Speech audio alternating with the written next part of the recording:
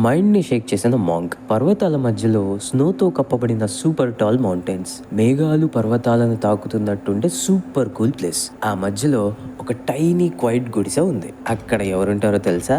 Full powerful vibe and endless peace ఉన్న ఒక old monk. ఎవరైనా లైఫ్ గజిబిజి అయిపోతే, బ్రేకప్, టెన్షన్, స్ట్రెస్, వైఫల్యం, గందరగోళం, యూనివర్సిటీ టాపర్స్ నుంచి టోటల్ ఫెయిల్యూర్స్ వరకు అందరూ అక్కడికి వచ్చిపోతుంటారు.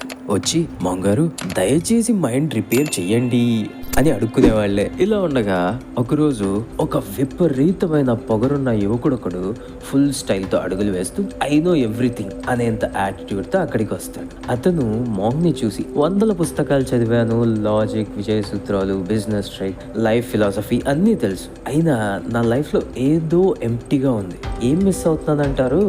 మాంక్ సైలెంట్ గా స్మైల్ చేస్తూ ఒక చిన్న వాగు దగ్గరికి వెళ్ళాడు. మాంక్ అక్కడ నుండి నీళ్లు ఒక పాత్రలో తీసుకుని ఒక స్టిక్ తో బ్యాంగ్ బ్యాంగ్ కలిపేశాడు. మాంక్ పాత్రను యువకుడికి ఇచ్చి డ్రింక్ అన్నాడు. యువకుడు షాక్. ఏంటి సార్, ఇది ప్యూర్ డర్ట్ వాటర్, తాగలేను, ఈ నీరు చాలా మురికిగా ఉంది అంటాడు. మాంక్ ఒక్క మాట కూడా చెప్పకుండా పాత్రను దగ్గరలో ఉన్న రాతి మీద పెట్టి ఇట్లో కూర్చున్నాడు. యువకుడు లోపల, పిచ్చివాడా ఏం చేస్తున్నావో ఏంటో అని అనుకుంటాడు. కానీ క్యూరియాసిటీ వల్ల వెయిట్ చేయాల్సిందే. కొద్దిసేపటికి పాత్రలో మట్టి మొత్తం స్లోగా బాటమ్ కి సెటిల్ అయింది. మాంక్స్ మైండ్ యువకుడి కళ్ళల్లోకి డైరెక్ట్గా చూశాడు. ఇదే నీ మైండ్, నీకు తెలుసు నాలెడ్జ్ చాలానే ఉంది, కానీ నీ లోపల కామ్నెస్ లేదు.